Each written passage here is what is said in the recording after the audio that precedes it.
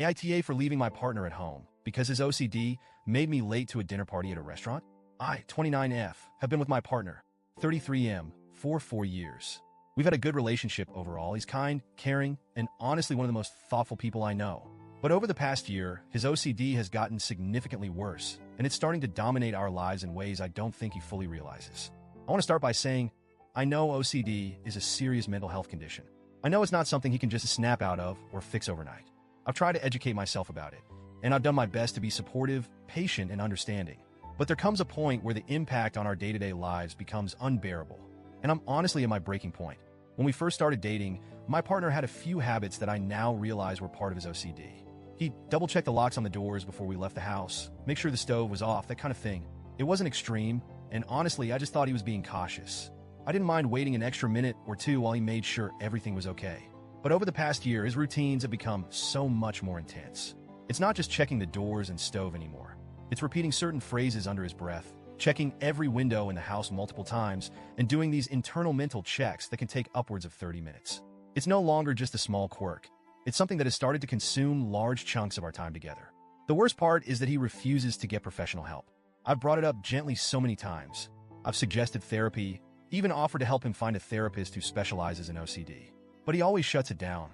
He insists he can handle it on his own and that it's not that bad. But it is that bad. It's affecting both of our lives, and I feel like I'm constantly walking on eggshells, afraid of triggering a routine or making him feel like I'm dismissing his struggles. We're late to almost everything these days. Family gatherings, appointments, movies, it doesn't matter.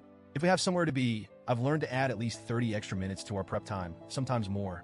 But even with that buffer, we still end up running late. And it's exhausting. 2 weeks ago, my boss invited us to a dinner party at a really nice restaurant to celebrate a recent promotion I'd gotten. This promotion was a big deal to me. I've been working so hard for this, and this dinner felt like a recognition of all the effort I've put in. Plus, it was a chance to connect with my boss and coworkers outside of the usual work setting. In short, this night mattered to me a lot.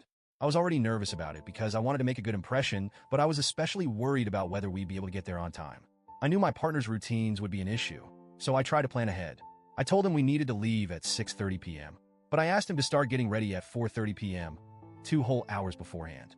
I framed it in a way that wouldn't make him feel rushed or pressured.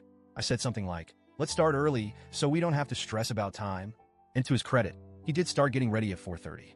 But as the evening went on, I could feel that familiar knot of anxiety building in my stomach. At first, he was just getting dressed and checking his hair, normal stuff. But then the routine started. The stove, the windows, the locks, the repeated phrases under his breath. I watched as the minutes ticked by, and I started to feel panicked. At 6:15, I reminded him gently, hey, we need to leave in 15 minutes. He said, I know, I'm almost done. But he wasn't. At 6:30, when we were supposed to be walking out the door, he was still mid-routine. I reminded him again, more firmly this time, we're going to be late. I really need us to go now. But he couldn't stop. I could see the frustration on his face too. He didn't want to be stuck in his cycle. But he couldn't break free from it. At 6:45, I had a choice to make. If I stayed and waited for him to finish, we'd likely be 30 minutes late, if not more. And showing up that late to an event hosted by my boss felt unthinkable. So I made the call. I grabbed my purse, looked at him, and said, I'm so sorry, but I have to go. And I left. I felt sick the entire drive to the restaurant. I kept replaying the moment in my head, wondering if I should have stayed, if I should have tried harder to calm him down or help him through his routine. But I also felt relief that I was going to make it to this important dinner on time. I ended up being 5 minutes late, which wasn't a big deal in the grand scheme of things. My coworkers were friendly and understanding, and I blamed traffic for the delay. The dinner went well, and for a few hours, I managed to push my guilt aside and just enjoy myself. But when I got home later that night, the tension was palpable.